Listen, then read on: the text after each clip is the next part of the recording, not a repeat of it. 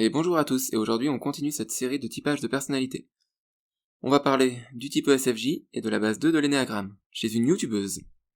Je vais m'intéresser à la youtubeuse Embrouille, une jeune femme solaire et sympathique, qui tient une chaîne YouTube qui parle de sexe, sans tabou et avec bienveillance. Alors je vais pas m'intéresser à la chaîne, mais à la personnalité qui transparaît derrière la youtubeuse. Cela va me permettre d'observer l'ESFJ et la base 2 sous un bon jour.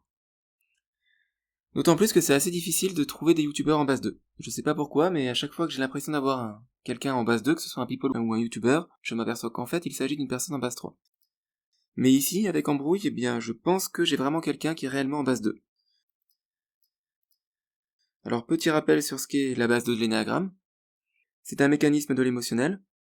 L'enfant se sent valorisé et apprécié lorsqu'il rend service, et donc il va développer une structure de personnalité autour du besoin d'aider les autres. La personne a un radar pour détecter qui peut avoir besoin de son aide.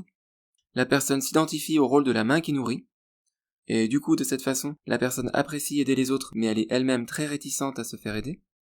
Et aussi la base 2 peut parfois être très intrusive dans son désir d'aider car elle a besoin de se sentir indispensable pour exister. Alors dit comme ça c'est un peu caricatural, mais je vous renvoie à la vidéo que j'ai fait sur la base 2 Enneagramme que vous pouvez trouver sur ma chaîne. Alors voyons quelques éléments qui me font penser que Embrouille se situe sur la base 2 de l'énéagramme.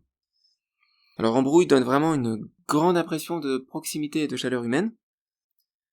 Alors bien sûr, donner l'impression qu'on est proche de son public, c'est une règle pour tout gros youtubeur qui se respecte, mais ici l'intention est sincère. Le public est pris en considération comme une personne réelle, et on reçoit la chaleur humaine au travers de l'écran.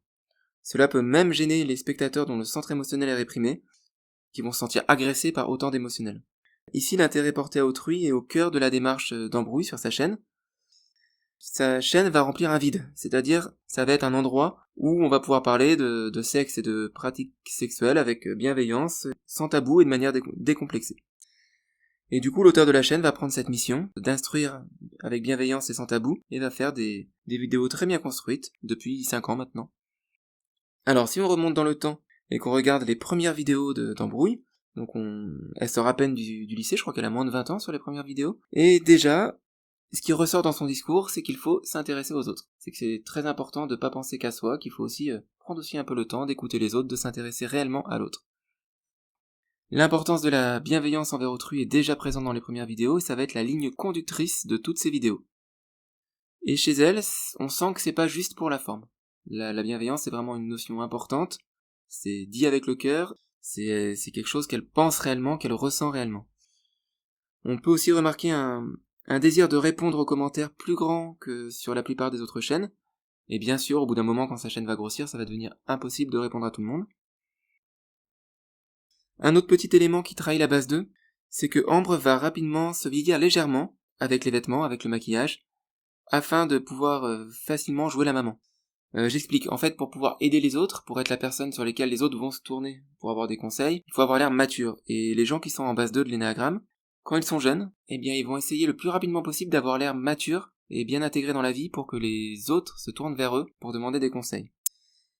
Donc la personne en base 2 va essayer de se donner très rapidement l'air mature pour pouvoir jouer le rôle du grand frère ou de la grande sœur ou de la maman, pour se sentir légitime dans le rôle du conseiller, dans le rôle du nourricier. Et chez Ambre, le désir de paraître plus vieux qu'elle ne l'est est très visible.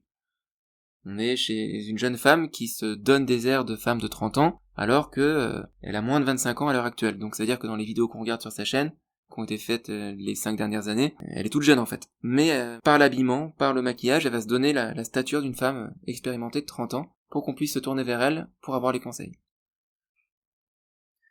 Et sinon pour le reste, observez quelques-unes de ces vidéos au hasard, et intéressez-vous à la façon dont Embrouille intègre le public à la mise en scène de ces vidéos.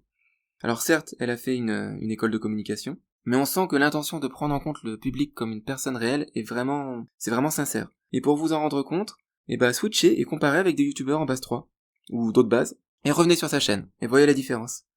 Et en fait, vous verrez que c'est une sensibilité particulière. Et que quelqu'un qui n'est pas réellement en base 2, dont la motivation sincère ne serait pas d'aider les autres, ne pourrait pas envoyer autant de chaleur humaine à son public sans que ça paraisse faux. Et ici, alors qu'elle en fait des tonnes, ça ne paraît pas faux, c'est sincère. Et donc voilà, pour toutes ces raisons, je pense qu'Embrouille est en base 2 sur l'énéagramme, et que sa motivation centrale, c'est d'être utile aux autres. Alors ici, on est sur une base 2, qui a un centre de soutien mental, c'est-à-dire que l'ordre des centres chez Embrouille, c'est d'abord l'émotionnel, ensuite le mental, et l'instinctif en dernier. Donc cette version du 2, qui a le centre mental en centre de soutien, c'est une version du 2 qui aime bien jouer le rôle de conseiller. Je pense à Charles Xavier dans X-Men par exemple. C'est aussi une version du 2 qui, quand il va pas bien, fait de la dépression, et fait du drama. Alors que la version du 2 qui, elle, est instinctive, elle est plutôt agressive quand elle va pas bien. Mais chez Embrouille, on a plus la version du 2, si elle va pas bien, elle va plutôt faire de la dépression. Et donc voilà pour la base de Ennéagramme. Donc maintenant, on va regarder son type MBTI. Alors il s'agit du type ESFJ, c'est-à-dire le type extraversion, sensation, feeling, jugement. C'est un type de personnalité qui est plus représenté chez les femmes que chez les hommes. Alors la fonction dominante de l'ESFJ, c'est le sentiment extraverti, qui est aussi la fonction dominante de l'ENFJ. C'est une fonction de décision qui s'intéresse aux valeurs de l'environnement social, qui recherche l'harmonie avec et entre les personnes, qui communique, qui organise, qui s'intéresse au groupe, qui définit les valeurs adaptées à la communauté.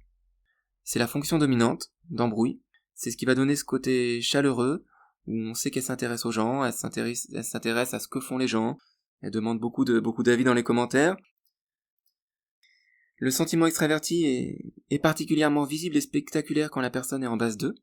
Du coup, Embrouille, c'est le parfait spécimen pour observer le sentiment extraverti en action. On peut regarder du sentiment extraverti chez des individus qui ne sont pas en base 2 de l'énéagramme. Je pense par exemple à Jean-Luc Mélenchon, qui est ENFJ en base 8.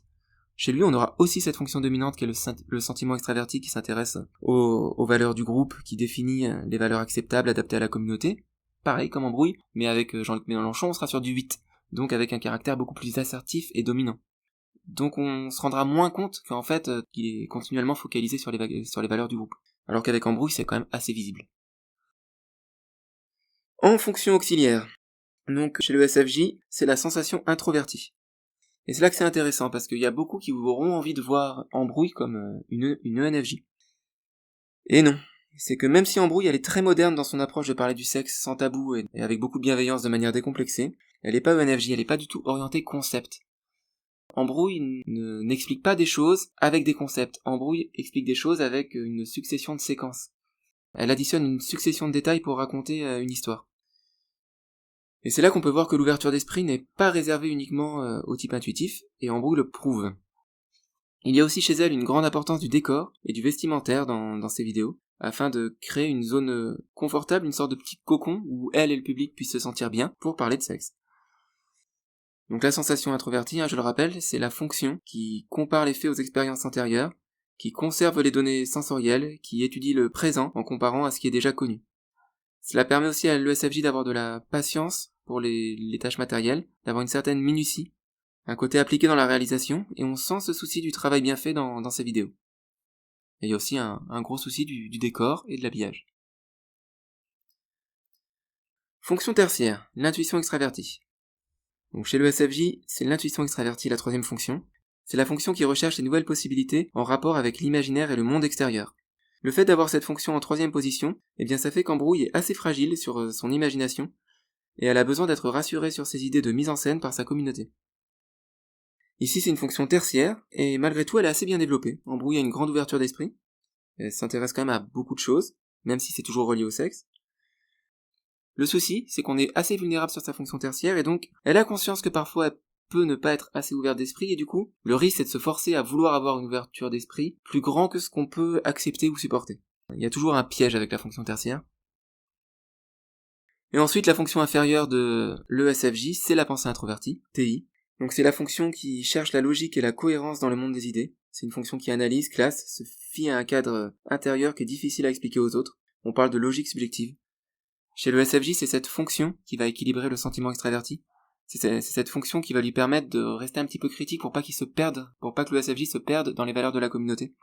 Si le SFJ ne développe pas sa pensée introvertie, c'est problématique. On peut avoir l'exemple de Marlène Schiappa par exemple, qui va se perdre dans le flot des valeurs du moment, de son environnement, et qui aura aucun recul critique.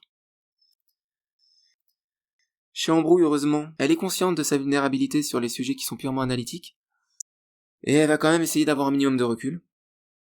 Lorsqu'elle va faire des sujets où elle va contextualiser des coutumes sexuelles d'autres cultures, ça peut être un très bon exercice justement pour bosser l'analyse et pour bosser le recul, pour bosser la fonction inférieure, la pensée introvertie.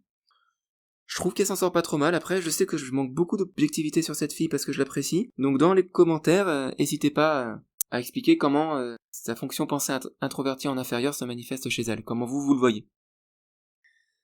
Et pour finir, si Embrouille était un personnage fictif, donc je vais chercher un exemple de personnage ESFJ en base 2 que tout le monde connaît dans le monde imaginaire, et elle pourrait être Molly Weasley dans Harry Potter. Molly Weasley qui veille à ce que son foyer soit toujours accueillant pour recevoir les invités. Ou alors ça pourrait être Joie dans le film Pixar Vice Versa. Joie qui est très enthousiaste et aussi un peu intrusive.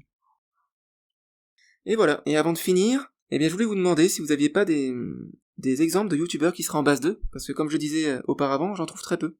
Donc envoyez-moi dans les commentaires si vous avez des exemples de youtubeurs en base 2, et encore mieux si vous avez des hommes qui sont youtubeurs et en base 2. Ça peut être des youtubeurs ou ça peut être des politiques ou des people.